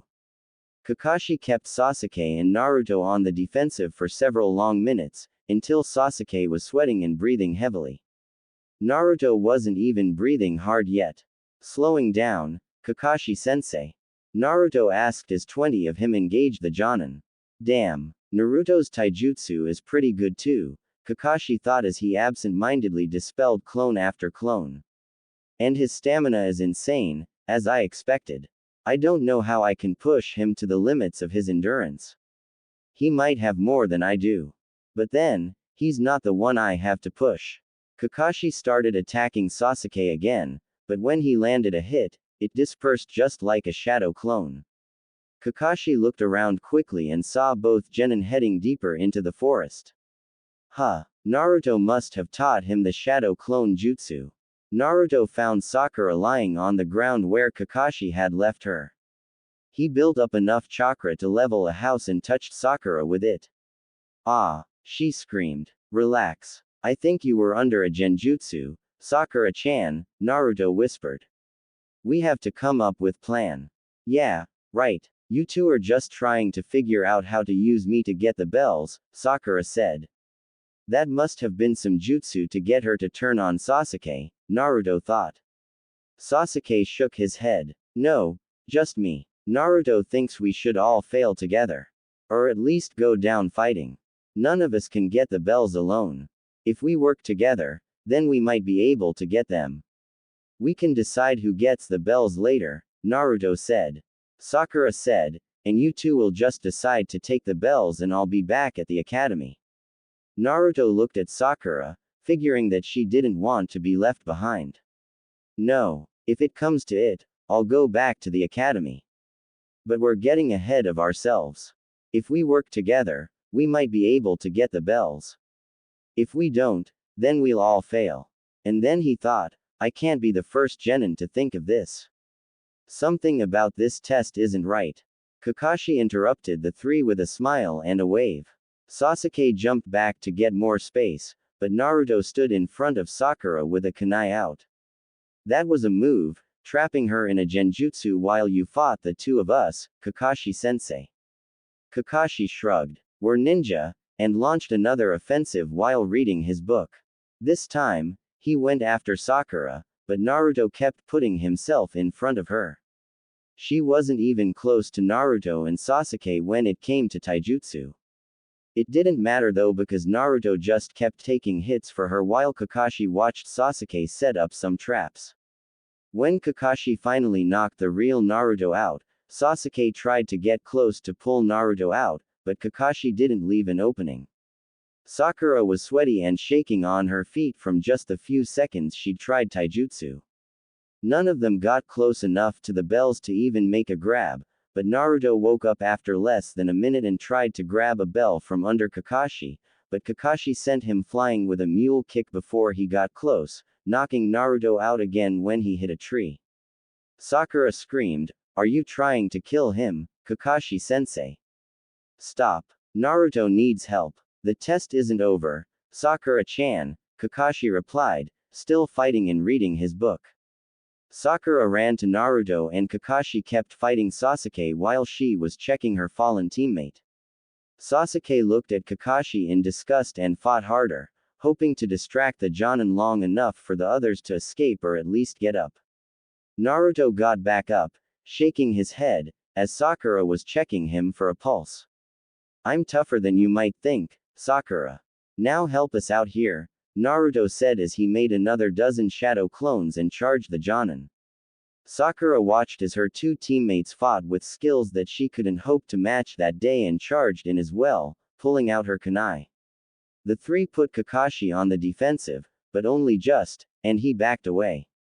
Sasuke pushed himself well beyond what he thought he could take, but Kakashi was still too fast for him. In the middle of the match, however, Naruto noticed Sasuke's eyes change from black to red with one tomo in one eye and two tomo in the other. Sasuke was significantly faster after his eyes activated and the three managed to push Kakashi back, but Kakashi was still better than Sasuke and the four-way taijutsu match continued. Sakura was the first to be caught in Kakashi's traps, but Sasuke and Naruto weren't far behind. As the three swung in their respective nets, Kakashi held up a hand and said, "That was an intense workout, wouldn't you say?" Sasuke even activated his Sharingan, "But I think it's time for us to take a break and have some lunch." "Unfortunately, Sakura, since you did the worst this morning, you shouldn't get any, but Naruto broke the rules, so you'll get his instead." Kakashi cut them all loose and brought them to the entrance of the training ground where he brought out two lunches and tied Naruto to a post. "I'll be back, so hurry up and eat," Kakashi said and then poofed. "I'm freaking starving," Naruto said as he watched the other two eat. "You shouldn't have jumped the gun," Sakura said. It was hard to stay mad at him after he took such a pummeling for her, but she couldn't shake the image of him as the class clown. "Screw that. We all need to be strong if we hope to get those bells. We really can't do this alone. I have some ideas for how we can work together better too," Sasuke said as he fed Naruto some of his lunch. Sakura was hungry, but if it hadn't been for Naruto, she'd be the one tied to the post and she'd be starving instead of just hungry. She sighed and said, "You're right," as she gave Naruto some of her lunch as well. "What are you doing?" boomed Kakashi. "We're not going to let Naruto starve just because he broke a stupid rule," Sakura said. "Oh?" Kakashi asked. "We can't beat you without him, Kakashi-sensei, so yes, we disobeyed," Sasuke said. "In that case, you all," Kakashi paused, "pass," with a thumbs up. The three genin looked at him, confused. "Those who break the rules are trash. But those who abandon their comrades are worse than trash," Kakashi explained. "This test was never about who got the bells." Kakashi pulled out his own lunch and another for Naruto before untying him. "I was surprised that the Hokage put you all on the same team. Naruto should be at the top of the class and the teams are usually balanced," he said sitting against a log. "Sakura is number 1 in academics and Sasuke is number 1 in practical. I can't believe that you were dead last, Naruto." Naruto and Sasuke both looked at Kakashi and Naruto said, "I tanked academics and practical so I'd get teamed up with Sasuke." Kakashi smiled and said in shock, "You've got to be kidding me." Sasuke said, "Nope," while Naruto just beamed a smile. Sakura was just confused by the exchange. "Kakashi-sensei, why would you think Naruto would be at the top of the class? He's always pulling pranks and barely passed anything the entire time he was at the academy. I helped Naruto when he was first starting at the academy. I showed him a way to study so that he would be able to do very well. It's something that only someone with a very high level of stamina could pull off though," Kakashi said. Sakura thought and ate for a few moments before asking Naruto, does it have to do with the weird clones that you make? Kakashi interjected. Oh ho. You're a sharp one, Sakura-chan. Sasuke made just one, and when you dispelled it, he was in pain for a moment. Which must mean that anything that the clone experiences, the original will experience when the clone dispels. And Naruto pumps out shadow clones like they don't cost him anything, which means he must have not only absurd stamina, but immense chakra reserves, she mused. How long have you been using shadow clones to train, Naruto?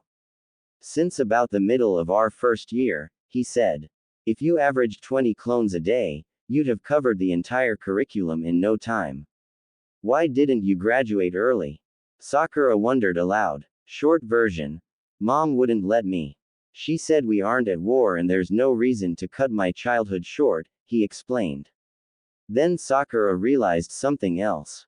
Kakashi dispelled hundreds of your clones. Why didn't that hurt you? It did. I just didn't pay attention to it, he smiled. Not only is he a stamina freak, but he gets killed hundreds of times as part of his battle tactics and doesn't even flinch. There is something seriously not right about Naruto, Sakura thought. Team 7 had completed their 27th D rank mission in only 6 days. Sakura was exhausted. Between the back-to-back missions every day and Sasuke and Naruto's insistence on training every night, she could barely move when she got home at night. The day Kakashi met them for the normal morning update on missions and simply said, "Today, we're taking a break to visit the village monuments," she broke down in tears and hugged the Jonin. She didn't care that she'd racked up a month's worth of mission pay in only a week, she was just glad for the forced rest. And this is the Hokage monument. Naruto, would you like to tell everyone why you come up here so often? Kakashi said as the quartet stood on the side of the cliff. Kakashi had given them the tree climbing exercise on their second day, so they were all practicing vertical surface walks on the Hokage monument. Well, it used to be because I could see the whole village and everyone would have to look up to me. I really like the idea of being admired by the village instead of the weird looks everyone always gives me. But, after a while, I got used to the calm up here. It's very quiet. I also talk to them sometimes, Naruto explained. Of course, he's got a screw loose. Such a freak, Sakura thought. After the second week of relentless missions and training, Team 7 visited the empty Uchiha compound. Sakura was surprised that she wasn't as exhausted as the first week. She was stronger and faster due to the training, but her chakra level was also increasing. She was still exhausted at the end of every day, but she wasn't so tired that she slept in her clothes that second week. This is where Itachi killed my cousin. This is where Itachi killed my aunt and uncle. This is where Itachi killed my other cousins, Sasuke narrated the tour. When they got to Sasuke's house, he stood outside, frozen. You don't have to do this, if you don't want to. We can do something else. Whatever you want to do that isn't training or missions, Sasuke, Naruto soothed. No, I want to show you this. I want you all to know, Sasuke said. He reached out and slid open the door to his home, the memories flooding back as if it had been yesterday. This is where I found Itachi S, standing over our parents W, with his sword C, covered in their blood. This is where he told me that if I wanted to live, I should run away. And this is where he trapped me in Tsukuyomi. Sasuke's voice got hard when he said the last part. For 3 days. I had no idea. No wonder he constantly trains.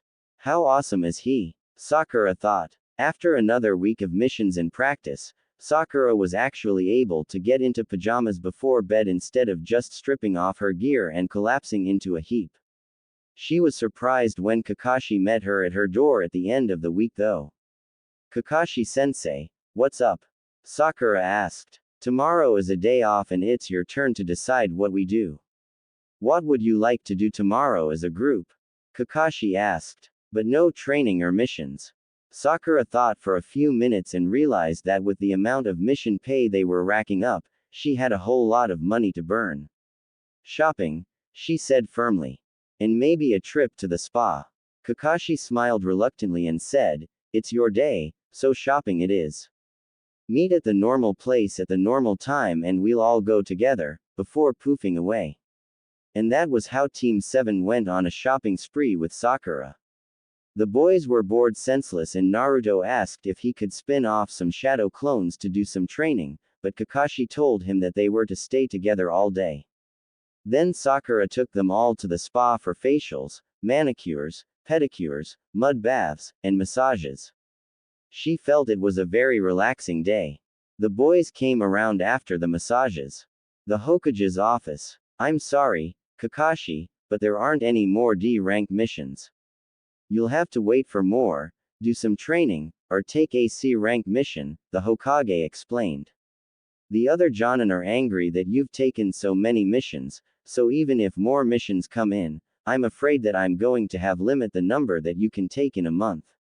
The three genin were looking at Kakashi like they'd just caught him with his hand in the cookie jar.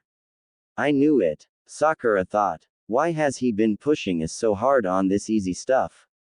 We need to step it up and take something fun, Naruto thought.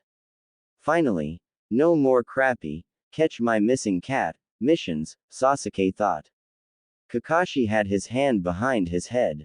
Well, I guess we can do some training for a few days while I figure out if we're ready for a C-rank mission, Kakashi smiled through his mask. Kakashi's idea of training, however, was not skill improvement. He decided to ask the other Jonin if they could work together on their missions. Kakashi had to agree not to split the pay, however, which meant that Team 7 spent the week working for free. A fact that did not escape Kushina. Kakashi's apartment. Kakashi-chan, just take a C-rank mission. Naruto and Sasuke have been asking you for at least a week. You're making them work for free. And I don't know how much more of their training poor Sakura can take, Kushina lectured. Kushina-san, we aren't at war, so I'm taking things as slowly as I can, Kakashi countered. By doing 5 missions a day. Are you trying to break records? Kushina interrogated. Naruto has the stamina to handle it and so do the others. Their teamwork is almost perfect now, so I'm going to ask for a C-rank mission in a few days. However, the Hokage mentioned something about you starting back to active duty and I didn't want to leave before you started, Kakashi said. You're waiting on me. Kushina was shocked. Kakashi looked at the floor. Yes, he admitted. You shouldn't sit at home worrying. Minato-sensei would have wanted you to do something. To contribute. I'll speak with the Hokage in the morning, Kushina replied. Team 7's normal meeting place, 3 hours later than normal. Kakashi isn't usually this late, Sakura whined. Naruto had long since given up being patient and was practicing throwing kunai and taijutsu with dozens of clones while another dozen clones practiced sealing and unsealing with storage scrolls. Sasuke leaned casually against the fence and sighed, bored. What is up with Naruto? Sakura finally asked Sasuke. How can he keep going like that? He's a stamina freak. His mom is the same way. Half the reason I got so far ahead, physically, the last few years is because those two are relentless. It's the only area where he's legitimately better than me, Sasuke responded. It was nice that Sakura wasn't fawning over him, but it was also still a little weird. His mom? Sakura asked. Kushina-san. She's got red hair and a fiery temper, but she cares a lot. Without her, I'd probably still be so obsessed with Itachi that I couldn't see straight, Sasuke admitted. I'm pretty sure she's S rank, but she hasn't been on active duty since Naruto was born.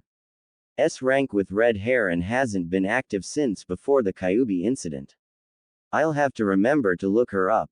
What's her maiden name? Sakura asked. Uzumaki is her maiden name, Sasuke said tersely. But don't bother looking her up. Ask Kakashi about her. What? Is there some village secret about her and Naruto? She asked, jokingly. Sasuke sat silently. You're messing with me, right? Sakura asked. He knows Jiraiya-sama of the Sannin, personally. You've heard how he gets away with addressing the Hokage. And he knew Kakashi, personally, before our team formed. I told you that I'm pretty sure his mother is S-ranked. None of the adults will talk about it at all. Do you really think I'm messing with you? He looked her square in the eyes. Holy shit. This team is seriously unbalanced. No wonder Kakashi was surprised, she trailed. Since you started training with Naruto, you're getting much stronger than I would have ever thought, Sasuke admitted.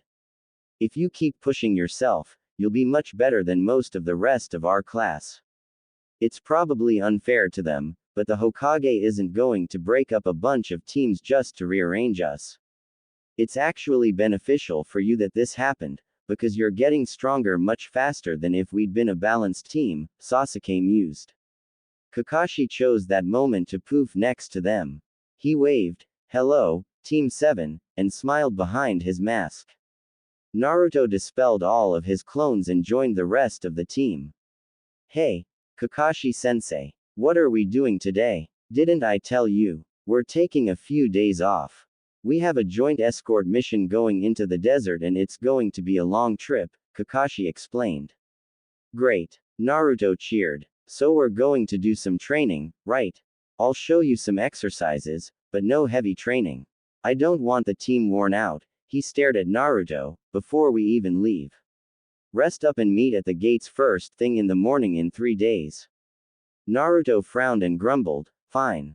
When Naruto and Sasuke got home, they were surprised to find Kushina examining a topless woman whose black hair was tied up. Mom, Naruto started. Should we come back later? His mind was filled with mental images conjured from Jiraiya's books and he suddenly felt a little sick. No, it's fine. I'm just examining this seal Anko-chan has on her neck. There are actually 2 of them. One is the actual thing and the other is a suppressing seal, Kushina said absently. You're gonna learn about the naughty bits sooner or later, Anko smiled. Might as well do it under parental supervision, Kushina stopped examining the seal and looked at Anko. Please, put on a shirt, Anko-chan, she said soberly. She changed her tone as she faced Naruto and Sasuke. What are you doing home so soon? Aren't you supposed to be on missions or training? Nah, Naruto answered. Kakashi said we have a long mission in a couple of days and he didn't want me tiring out the wimps, he motioned to Sasuke. Shut up, stamina freak. Only you could keep up that pace, Sasuke retorted. Well, since you're here, I might as well tell you in person. I went on active duty today and my first mission involves Anko-chan. I'm going to be gone for a few weeks while we work together, so you'll be on your own until you leave with Kakashi-chan, Kushina explained. Sasuke-chan, I believe that you need to practice with your Sharingan. Makoto mentioned a tablet once, so go find that on the Uchiha grounds and see if it helps. Naruto-chan, there are some scrolls for you to study in your room and Jiraiya-sensei should come by with a summoning contract for you to sign before you go. Kushina rushed over to the genin and wrapped them in a big hug, saying, you boys be careful and make sure to come back, okay? I love you both. Naruto replied, of course, Mom. We're way too awesome to bite it on some lame C-rank mission. Sasuke replied, we're not going to die. Please let go of me. While he secretly thought, this is embarrassingly nice. Kushina picked up a bag and left with Anko across the rooftops. Naruto waved while Sasuke plopped down on the couch. He interrupted Naruto's farewell saying, it's your turn to make lunch, stamina freak. Naruto turned and shouted with a giant smile, ramen, it is then. 3 days later, on the road to Sand. Kakashi-sensei, are you sure that there isn't something I could be practicing along the way? How about body flicker? Please. Naruto whined. If I don't find something for him to work on, he's going to be like this for the whole trip. And if I do give him something, then he won't be paying attention to the clients. Why was I like this at his age? Kakashi thought to himself while trying his best to ignore Naruto. Sasuke, Kakashi called quietly over the radio. Yes, the serious genin replied. Do you see anything? Negative contact, came Sasuke's voice over the radio. Kakashi turned to Naruto and asked, how is your chakra control coming? I can keep a leaf stuck to my forehead while transitioning from water walking to wall walking or tree climbing. I stopped practicing after running with it for 15 minutes. Sasuke timed me, Naruto replied much calmer. We're on a mission, so limit yourself to 4 shadow clones and don't wear yourself out. If I tell you to stop, don't ask questions. Got it? Hey, what are you doing? We didn't hire you to take a bunch of kids on a road trip, damn it. Screamed the convoy's lead driver. Having extra eyes will be very useful, sir, so just let us do our job and everything will be fine, Kakashi smiled. Okay, Naruto. Body flicker should be easy to learn. Kakashi started with the mic open for Sasuke and Sakura to hear. All you have to do is mold chakra into your whole body. It temporarily energizes you and allows you to move at much higher speeds. The boost is only temporary though, and the whole technique depends on how much chakra you put into it. Kakashi showed Naruto by moving from the ground to a nearby tree in less than the blink of an eye. Like that. The better you are at it, the faster you'll move. Now practice, but leave at least one set of eyes to watch for danger, he said as he jumped back down. Naruto created 4 shadow clones and set them to practice while he diligently kept an eye out. 2 days later, near the border of sand. Kakashi-sensei, possible contact left, Sasuke radioed from ahead of the convoy. His Sharingan was already active in preparation for battle. Wind gusted past to him as Naruto body flickered next to him. Naruto discovered that body flicker was a good technique for closing distance, but he could only move in a straight line. In order to take a corner, he would have to move at his fastest speeds or body flicker, pause, then body flicker again. Molding the chakra for the technique took him a split second as well, so he didn't like the idea of using it against a serious opponent. But to move a few hundred yards in the blink of an eye, it was perfect. That's a handy trick, stamina freak, Sasuke whispered. You should talk, red eyes. What have we got? Naruto whispered in response. I can't tell without getting closer. Send a shadow clone over there, he pointed, to check it out. Naruto nodded and created a shadow clone which promptly body flickered in the direction Sasuke pointed. After a minute, Naruto frowned. He clicked his radio on and asked, Kakashi-sensei, are we in Wind Country yet? Not yet. Did you spot Sand Nin? Kakashi replied. I don't think so. It's a nin from the Mist Village. She looked a little malnourished, but killed my clone with a lava ball, Naruto answered. Kakashi winced. Halt the convoy, he said to the convoy leader. Sakura, guard them. Radio if you get into any trouble. Sasuke, Naruto, join Sakura. And make a clone to come with me. Naruto body flickered next to Kakashi and created a clone. Sasuke, not to be outdone, body flickered next to Naruto. I don't know what's going on, but this could get dangerous. If she kills me, take a longer route around to complete the mission, then return to the village immediately, Kakashi told the Genin trio. Kakashi, Sasuke, and Naruto went to where Naruto's last clone had died, but found only a cooling ball of lava. Come to finish the job, wheezed a slender woman covered in dirt from behind them. You'll find I'm not so easy to kill. Lava style. Lava glob.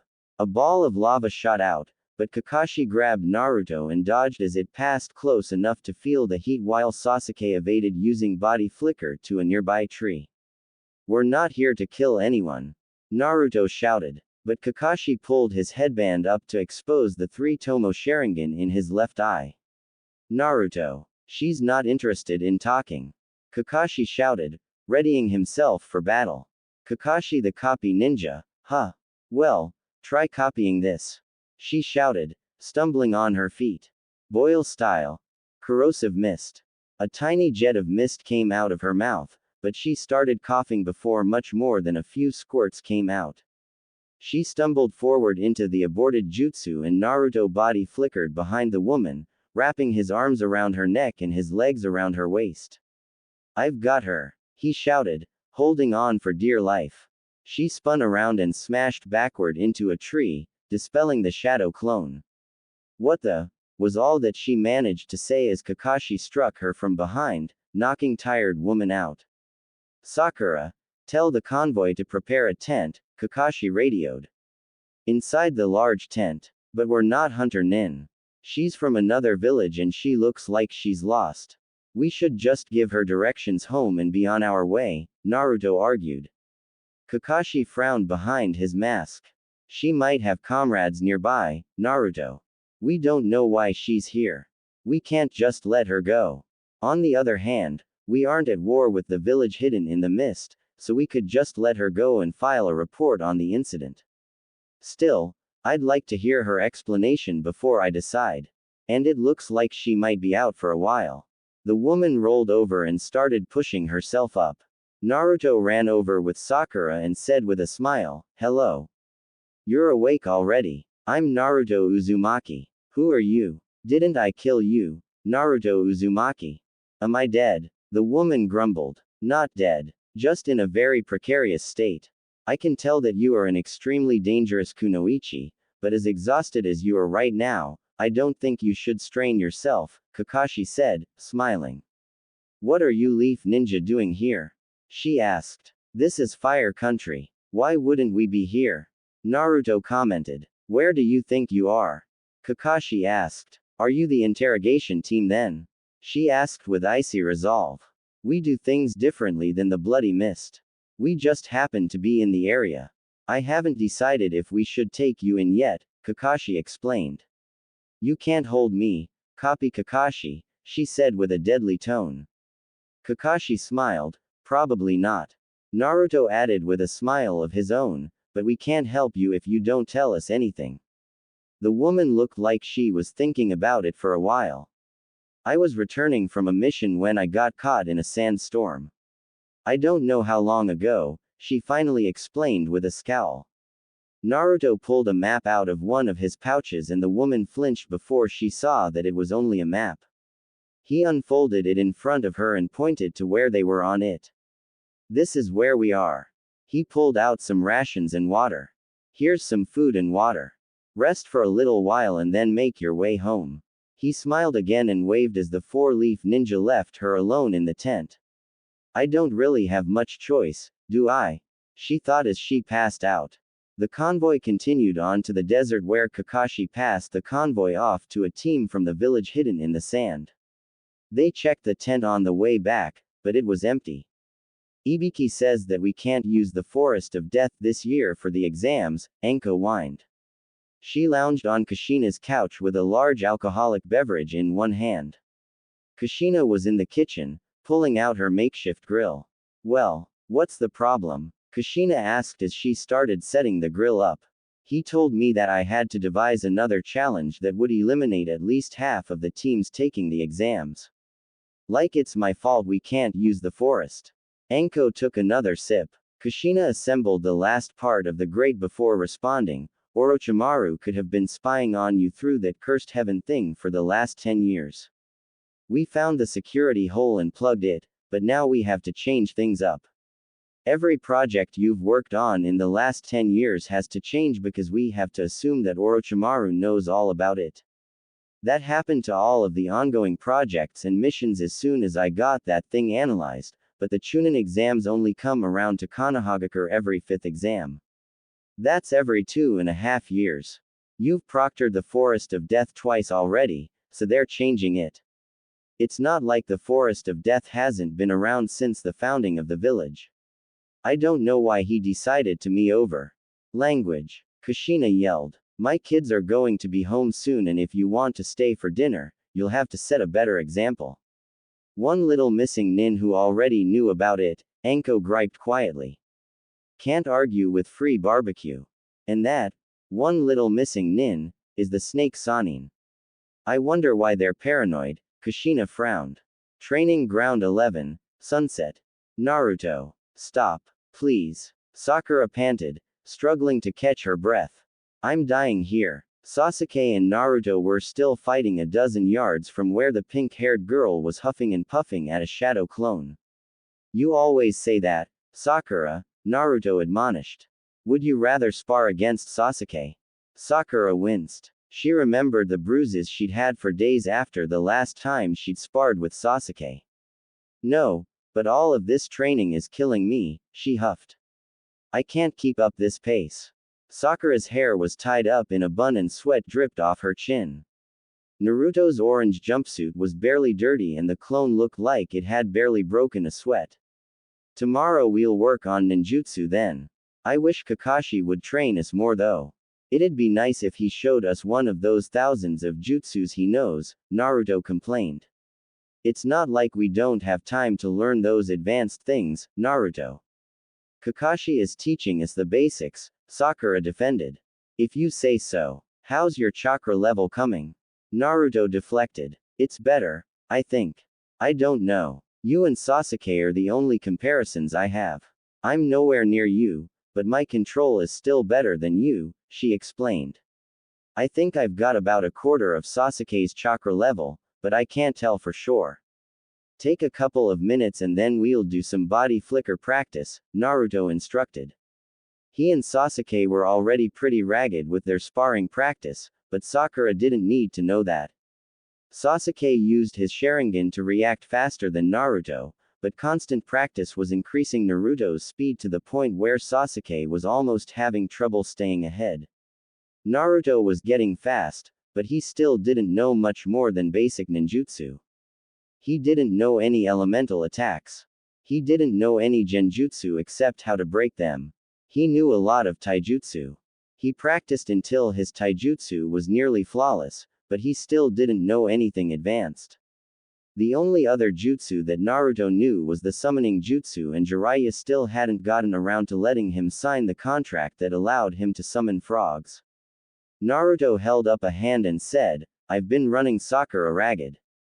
I think we need to practice ninjutsu more anyway, but I don't know many jutsus. We'd just be practicing the basics.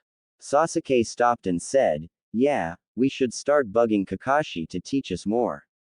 The two broke up their spar and walked over to Sakura, who was still catching her breath.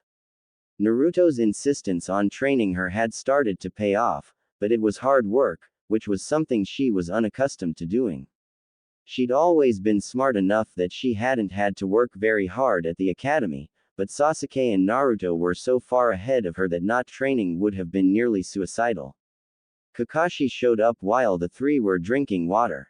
Taking a break from training. This generation is so lazy, Kakashi smiled behind his mask. Are you insane? Sakura screamed. I haven't been able to feel my arms or legs. Naruto and Sasuke are brutal slave drivers. If we trained any more, I would keel over and die.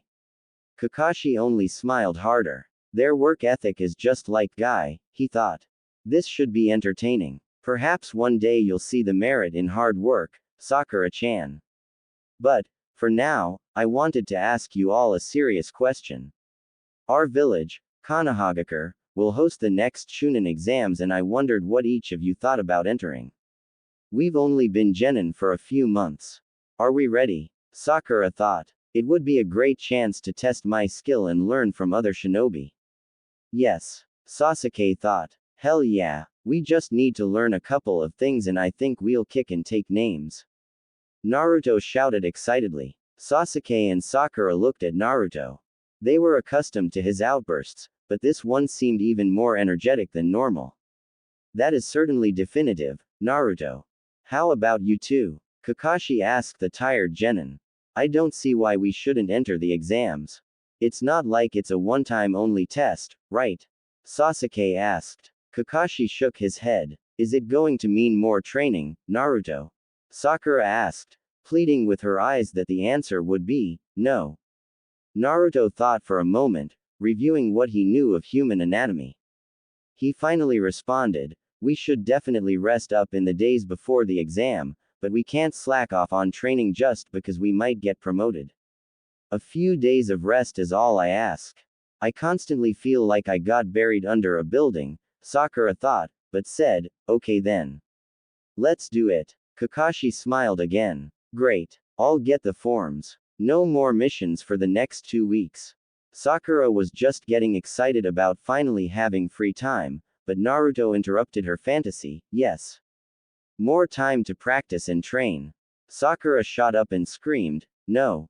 As she ran home. Naruto's house. 2 days before the exams. Sakura-chan, I'm so glad that you could come over. I hope the boys haven't been pushing you too hard with their training, Kushina gushed. They can be pretty intense. Understatement of the decade, lady, Sakura thought. They just want to make sure that the whole team is strong, Kushina-san, she responded demurely. Kakashi was wearing his standard blue clothes with his green jacket over it. His mask came up to cover his mouth and nose, as usual, and his headband drooped to cover his left eye. He was sitting on the couch next to a woman Sakura hadn't met. The woman had black hair with blue highlights and wore a jacket over her tight mesh armor. Kushina had her hair tied up and into a high bun with chopsticks pinning it into place and wore an apron over civilian clothes. Naruto wore the orange jumpsuit that he had worn since before it fit right, still proudly displaying his forehead protector. Sasuke wore his standard outfit. White shorts with a blue shirt emblazoned with the Uchiha crest on the back. Sakura wasn't sure if she should have worn her standard gear or the civilian clothes she'd decided to wear instead. Naruto noticed her and ran over, excitedly. Sakura was a little surprised that he didn't body flicker, but she figured he didn't want to use jutsu at home. She never used jutsu at home. Then it struck her. There were pictures that had genjutsu on them. There weren't many pictures in the two-bedroom apartment, but all of the ones on display had genjutsu on them. Before Sakura could think any further, however, Naruto grabbed her arm and pulled her over to the couch. Kakashi-sensei. Anko-san. Sakura-chan is here, he exclaimed excitedly. Hey there, Pinky, Anko blurted with a drunken smile. Nice ta mecha. Glad you could make it, Sakura-chan, Kakashi smiled. He had a drink that was only half full, but his mask was still on. Come to think of it, I've never actually seen Kakashi's face, Sakura couldn't help thinking. Anko-san was just telling us about when she took the Chunin exams, Naruto said with a serious tone. She said that we were lucky that this year wouldn't be like back then. Oh, that's nice, Sakura responded. Anko laughed evilly. This year, we completely redesigned the middle stage. You guys'll never pass. Naruto laughed a good-natured laugh. You think some test is going to stop me? I'll be Hokage one day. Even better than Yondaime. I knew he wanted to be Hokage, but better than the Yellow Flash. He must be on drugs, Sakura thought. Oh, ho, the legendary pink troublemaker has arrived. Boomed an older man's voice. Sakura turned to see a drunken Jiraiya looking down at her. That is certainly exotic, Naruto. I can see why you'd be into her. Don't be such a pedophile, Ero-sensei. Naruto shouted. I'm not. I'm just saying if I was 12, I'd be into her too. I'm saying you have good taste, boy. Jiraiya argued with Naruto. Sakura was suddenly and intensely uncomfortable. She snuck back away from the two boisterous arguers, seeking safe haven. Her choices were Kushina and the Hokage or Sasuke. She chose Sasuke. Hi, Sasuke, she smiled. This is quite the get-together, isn't it? He grunted. Yeah, a real gathering of legends. And none of them want to teach anything, he frowned. Sakura sat silently, unsure of how to respond. She was very uncomfortable with just about everyone in the room. She quietly looked around, hoping to find someone who would be better company than Sasuke, who was in one of his moods, apparently. She remembered the genjutsu as she looked around and decided, finally, to break it. She looked at one of the pictures. Then over at Naruto, who was still arguing with Jiraiya-sama. Then back at the pictures. Then to Jiraiya and Naruto. Then back to the pictures. No way, she whispered, her face draining of all color. No, she whispered as she slowly stood. This is completely unfair, she shook. Why didn't anyone tell me? Sakura started to scream, but Sasuke clamped his hand over her mouth before she could finish. Training Ground 17, the night before the exams.